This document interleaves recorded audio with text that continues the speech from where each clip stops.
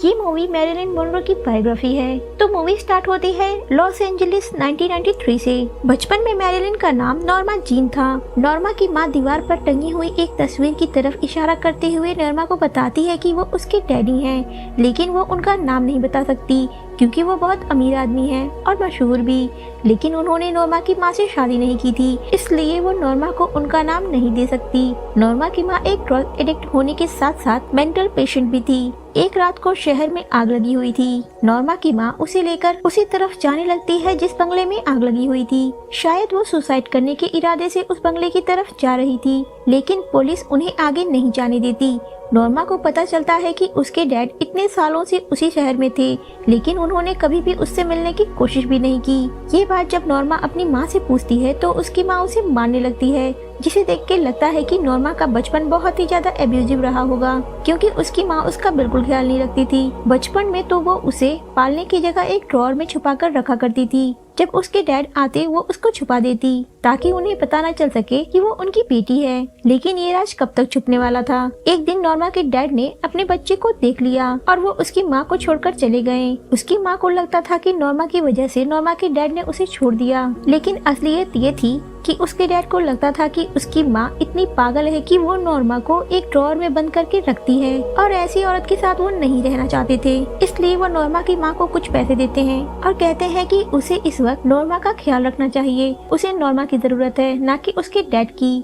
Norma के dad के जाने के बाद नॉर्मा की माँ ने सारी जिंदगी उनका इंतजार किया कि एक दिन वो जरूर लौट आएंगे, लेकिन वो दिन कभी नहीं आया। न उन्होंने कभी उसकी खबर लेने की कोशिश की। इस गम में वो नशा करने लगी और एक दिन हालात इतने बुरे हो गए थे कि नॉर्मा की माँ ने उसके सारे कपड़े उतार दिए और उसे गर्म पानी में जबरदस्ती ढकेल दिया। उसके बाद वो उसी पानी में नॉर्मा को डुबा कर रखती है ताकि वो मर जाए। नॉर्मा किसी तरह से उससे बचकर वहाँ से भाग जाती है। उस वक्त तो उसके पड़ोसियों ने उसे बचा लिया, लेकिन नॉर्मा की माँ की इन हरकतों की वजह से उसकी माँ को पागल खाने भेज दिया गया और तब नॉर्मा अकेली हो गई। उसे जिस फैमिली ने बचाया था वो भी उसकी जिम्मेदारी नहीं लेना चाहते थे। वो लोग जबरदस्ती नॉर्मा को ऑर्फनेज में डाल देते हैं। फिर वहीं से कहानी शिफ्ट हो जाती है उस टाइम में जब नॉर्मा फिल्म इंडस्ट्री में आने की स्ट्रगल कर रही थी। वो एक्टिंग स्कूल से एक्टिंग सीखने के साथ साथ मॉडलिंग भी कर रही थी, लेकिन फिल्म में चांस पाना उसके लिए बहुत ही मुश्किल था। वो एक जगह ऑडिशन के लिए जाती है जिसके लिए उसने बहुत ज्यादा तैयारी की थी और फिर भी नर्वस थी। वहाँ जाने के पहले ही नॉर्मा ने अपने नाम को बदलकर मैरिलिन कर लिया था। नॉर्मा के साथ ऑडिशन की जगह कास्टिंग काउच वाला मैटर हो जाता है, जिसकी वजह से उसे फिल्म में रोल तो मिल जाती है, लेकिन उसे इस बात की कोई खुशी नहीं होती। देन अगेन वही स्ट्रगल नॉर्मा की लाइफ में स्टार्ट हो जाती है। उसे स्क्रीन टेस्ट के लिए बुलाया जाता है, जहाँ वो रिहर्सल के टाइम में ही बहुत ही ज्यादा इमोशनल हो जाती है, क्योंकि ये जो कहानी थी उसकी लाइफ की कहानी जैसी ही थी। उसे एक पागल माँ का किरदार निभाना था जिसने अपनी ही बेटी को मार दिया। उस दिन मैरिलिन का स्क्रीन टेस्ट बहुत ही बुरा रहता है और उसे रिजेक्ट कर दिया जाता है। मैरिलिन बहुत रिक्वेस्ट करती है कि उसे इस रोल के लिए सिलेक्ट कर लिया जाए। कास्टिंग डायरेक्टर को लग रहा था कि वो ओवर एक्टिंग कर रही थी, लेकिन उसके बॉस को मैरिलिन में कुछ खास नजर आ गया था, जिसके बाद उसे फिर से मॉडलिंग के लिए साइन किया जाता है और उसे वो फिल्म भी मिल जाती है। अब नॉर्मा फोटो खिंचवा कर ही पैसे कमा लेती है, क्योंकि वो दिखने में बहुत ही खूबसूरत थी। नॉर्मा के डैड भी किसी टाइम में उसे स्टूडियो के लिए काम करते थे और वो अब भी उनकी ही तलाश में थी। नेक्स्ट सीन में हम देखते हैं कि नॉर्मा अपनी माँ से मिलने पागल खाने गई थी, क्योंकि अब उसके पास इतने पैसे हो गए थे कि वो अपनी माँ का ख्याल रख सकती थी। इसलिए वो अपनी माँ को अपने साथ ले जाती है। उसकी माँ ने उसे कई सालों तक देखा नहीं था, इसलिए वो उसे बिल्कुल भी नहीं पहचानती। वो अपनी उसी छोटी नॉर्मा को देखना चाहती थी जिसे वो छोड़कर पागल खाने गई थी।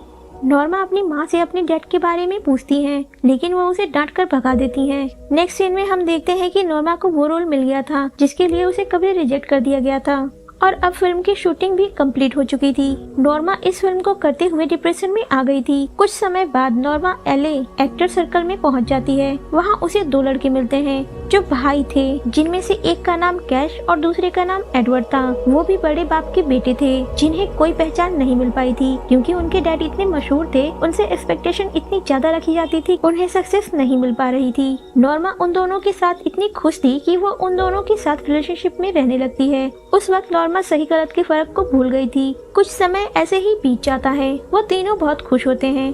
नॉर्मा का करियर उन दिनों आसमान की ऊंचाइयां छू रहा था, इसलिए नॉर्मा का मैनेजर उसे सलाह देता है कि उसे उन दोनों से दूर रहना चाहिए।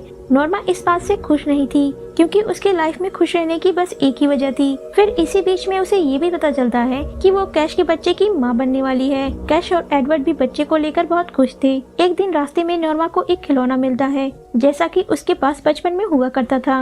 नॉर्मा की माँ नॉर्मा के पैदा होने की बात पागल हो गई थी और नॉर्मा को पता चलता है कि उसकी ये बीमारी खानदानी हो सकती है, यानी कि ये नॉर्मा या उसके बच्चों में भी जा सकती है, जिस वजह से वो अबॉर्शन करने का फैसला लेती है। लेकिन जब अबॉर्शन करने के लिए वो जा रही थी, रास्ते में ही उसे ख्याल आता है कि वो गलत है और वो उस अबॉर्शन को टालने की बहुत कोशिश करती है, लेकिन अब बहुत देर हो चुका था। नॉर्मा जब प्रेग्नेंट थी तो वो बच्चे को लेकर इतनी खुश थी कि वो अपने काम से कुछ दिनों का ब्रेक चाहती थी। उसी टाइम पर उसकी high budget film Gentlemen Prefer Blondes आने वाली थी, जिसमें नॉर्मा का लीड रोल था।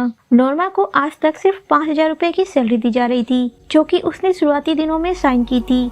नॉर्मा स्टूडियो से कहती है कि उसे अब ज्यादा पैसे चाहिए, तभी वो इस फिल्म के लिए काम करेगी। लेकिन असल वजह तो ये थी कि वो अपने बच्चे के लिए टाइम चाहती थी। लेकिन फॉक्स स्टूडियो ने उसकी डिमांड को मान लिया और उसकी प्राइस को बढ़ा दिया, क्योंकि अब नॉर्मा का अबॉर्शन हो चुका था। इसलिए वो उस फिल्म को करने चली जाती है, लेकिन अभी भी कहीं न कहीं उसके दिल में ये था कि वो एक ब्रेक लेना चाहती है। उसी दौरान वो एक बेसबॉल प्लेयर जॉय से मिलती है। वो उसे कहती है कि वो हॉलीवुड को छोड़कर कहीं दूर जाना चाहती है और न्यूयॉर्क में जाकर एक सीरियस एक्टर बनना चाहती है। अपनी फिल्म के प्रीमियर के दौरान नॉर्मा को एक लेटर मिलता है जो उसके डैड के नाम का था।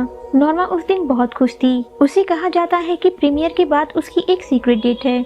नॉर्मा सोच रही थी कि आज वो अपने डैड से मिलेगी, लेकिन जब वो रूम में पहुंचती है तो वहाँ जॉय होता है जो उसे प्रपोज करने आया था। ये देख के नॉर्मा का दिल टूट जाता है, लेकिन वो जॉय के इस ऑफर को एक्सेप्ट कर लेती है, क्योंकि नॉर्मा इस दौरान बहुत ही अकेली हो गई थी और उसे किसी का साथ चाहिए था। नॉर्मा को अब फील होने लगा था कि वो मैरिलिन नहीं है, वो नॉर्मा है और वो नॉर्मा बन के एक नॉर्मल लाइफ जीना चाहती है। जॉय एक खानदानी और अमीर इंसान था जिसकी फैमिली नॉर्मा को पसंद नहीं करती थी, क्योंकि उस दौरान नॉर्मा की पब्लिसिटी अच्छी नहीं थी, जिसके लिए वो उसे हर बात पे ताने मारती रहती थी। जॉय की फैमिली नॉर्मा को फेक बोलती थी क्योंकि उसके बाल भी नकली थे। नॉर्मा को कभी कुकिंग नहीं आता था।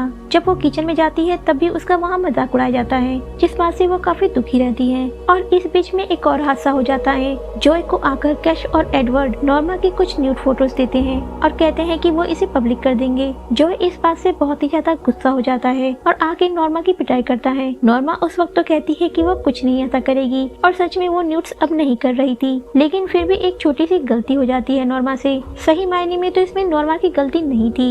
नॉर्मा की व्हाइट ड्रेस वाली पब्लिसिटी का तो आपको पता ही होगा। उस शूटिंग के दौरान जॉय भी वहाँ मौजूद था, जो नॉर्मा को देख के बहुत ही ज्यादा गुस्सा हो जाता है। और जब नॉर्मा घर पहुँचती है तो वो पूरे नशे में बैठा हुआ था और उस दिन वो नॉर्मा की बहुत पिटाई करता है, जिसके बाद नॉर्मा उसे तलाक ले लेती है। नॉर्मा का ये रिलेशनशिप बहुत ही ज्यादा एब्यूजिव था। उसके कुछ दिनों बाद नॉर्मा एक ब्रॉडवे के लिए ऑडिशन देने आती है, जिसमें उसका रोल मैग्डा का था। उस कहानी को आर्थर मिलर ने लिखा था। आर्थर को नॉर्मा की परफॉर्मेंस बिल्कुल भी पसंद नहीं आती। वो कहता है कि वो उसमें मैग्डा को देख ही नहीं पाता। उसके बाद नॉर्मा आर्थर के पास जाकर मैग्डा की पर्सनालिटी को डिस्कस करती है और नॉर्मा मैग्डा के बारे में कुछ ऐसे पॉइंट्स आर्थर को बताती है, जिसके बाद आर्थर नॉर्मा से बहुत ही ज्यादा इम्प्रेस हो जाता है। साथ में उन दोनों के बीच में रिलेशनशिप भी स्टार्ट हो जाती है। कुछ दिनों बाद वो शादी कर लेते हैं और मेरी नाम की जगह पर जाकर शांति से अपनी लाइफ बिताने लगते हैं। नॉर्मा उस दौरान प्रेग्नेंट भी थी। वैसे तो आर्थर और नॉर्मा का रिश्ता काफी अच्छा चल रहा था, लेकिन आर्थर भी नॉर्मा को उल्टा सीधा सुनाया करता, जिसकी वजह से वो बहुत ज्यादा हर्ट हो जाती। यहाँ तक वो उसे अपनी लिटिल मॉन्स्टर बोलता था, जो बात नॉर्मा ने अपनी डायरी में भी लिखी थी। एक दिन नॉर्मा के घर कुछ गेस्ट आए होते हैं, जिसके लिए वो खाने की प्लेट लेकर बीच पर जा रही थी और वो स्लिप होकर वहीं पर गिर जाती है। तभी नॉर्मा का फिर से मिसकैरेज हो जाता है और इस मिसकैरेज के बाद तो नॉर्मा बिल्कुल ही टूट जाती है। वो एकदम डिप्रेशन में आ जाती है। डिप्रेशन की वजह से वो आर्थर से भी दूर हो गई थी, जिसकी वजह से वो अब बिल्कुल अकेली हो चुकी थी। नॉर्मा अपने आप को बिजी रखने के लिए फिर से हॉलीवुड आ जाती है। अभी भी नॉर्मा के लोग बहुत ही बड़े फैन थे।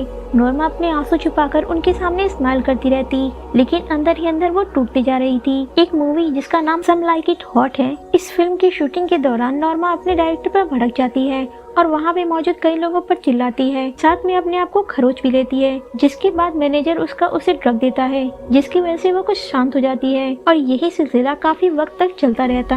नॉर्मा जब भी अपने फिल्म से वापस आती और डिस्टर्ब होती, उसका मैनेजर उसे फिर से ड्रग के इंजेक्शन लगवा देता, जिसकी वजह से वो कभी भी होश में नहीं रहती। ना ही अपने दुख के लिए वो रो सकती थी, ना ही अपनी खुशी के लिए खुश हो सकती थी। 1962 का साल जब तक आया, नॉर्मा की जिंदगी तो जैसे शराब और ड्रग के भरोसे ही चलने लगी, जिस वजह से वो अपनी लाइफ, अपनी फैमिली, हर किसी से दूर होती जा रही थी। उसी दौरान मैरिलिन और प्रेसिडेंट के अफेयर के भी चर्चे चल रहे थे। हमें दिखाया जाता है कि नॉर्मा प्लेन में बैठे हुए कई सारे ड्रग्स ले लेती है, जिसके वजह से वो नींद में आ जाती है और उसे प्रेसिडेंट के भेजे हुए सीक्रेट सर्विस एजेंट उठाकर ले जाते हैं। रास्ते भर नॉर्मा को बिल्कुल भी होश नहीं होता। नॉर्मा को ले जाकर वो सीधे प्रेसिडेंट के रूम में फेंक देते हैं, जैसे कि वो कोई सामान हो। वहाँ भी नॉर्मा के साथ बहुत बुरा होता है। नॉर्मा प्रेसिडेंट के बेड पर ही उल्टी कर देती है, जिसके बाद उसे होश ही नहीं था कि उसके साथ क्या हुआ।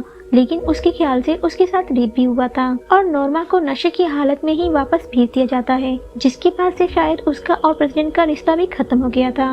प्रेसिडेंट से मिलकर वापस आते वक्त नॉर्मा को हेलुसिनेशन हो रहा था कि उसका अबॉर्शन फिर से हो रहा है। नॉर्मा के साथ प्रेसिडेंट का जो बिहेव था, उसके बाद वो पूरी तरह से टूट जाती है। उसे लगता है कि मैरिलिन होना बस यही है, लोग उसका फायदा उठाना चाहते हैं और नॉर्मा की तो कोई लाइफ बची नहीं है। वो रास्ते पर यही सोचते हुए अपने घर आ जाती है। कुछ दिन नॉर्मा अपने प्राइवेट होम पर रहती है, जहाँ वो बिल्कुल अकेली थी और हर वक्त डरती रहती थी, जिसकी वजह से वो और पिल्स लेती रहती थी। नॉर्मा को इस दौरान उसके डैड के लेटर्स मिला करते थे और वो बहुत इंतजार कर रही थी वो कब अपने डैड से मिलेगी। उसे लग रहा था कि उसके डैड से मिलने के बाद शायद उसकी लाइफ कुछ अच्छी हो जाए। लेकिन उसे एक दिन एडी का कॉल आता है और वो बताता है कि कैश मर चुका है और उसने नॉर्मा के लिए कुछ सामान छोड़ा है, जिसे लेने से नॉर्मा पहले तो मना कर देती है, लेकिन कुछ देर बाद उसे एक्सेप्ट कर लेती है। उस दिन जब उसके घर पे पार्सल आता है तो डिलीवरी बॉय को देने के लिए उसके पास पैसे भी नहीं थे। नॉर्मा बहुत तलाश करती है, जिसके बाद उसे $20 मिलते हैं और जब वो लेकर बाहर निकलती है तब तक डिलीवरी बॉय जा चुका था। नॉर्मा जब उस बॉक्स को खोलती है तो उसमें उसको वही वाला टेडी बियर मिलता है जो उसे रास्ते में मिला था और कैश ने उस बॉक्स में एक लेटर भी छोड़ा था, जिसमें उसने लिखा था कि आज तक जो उसके डैडी के लेटर उसे मिल रहे थे वो कैश ही लिखता था। जिसके बाद नॉर्मा की आखिरी उम्मीद भी खत्म हो जाती है और वो बिल्कुल उदास हो जाती है। उस दिन नॉर्मा ने खूब सारी पिल्स ले ली, जिसके बाद सुबह वो उठी ही नहीं और यहाँ पर नॉर्मा की कहानी खत्म हो गई। आपको ये मूवी कैसी लगी आप कमेंट कर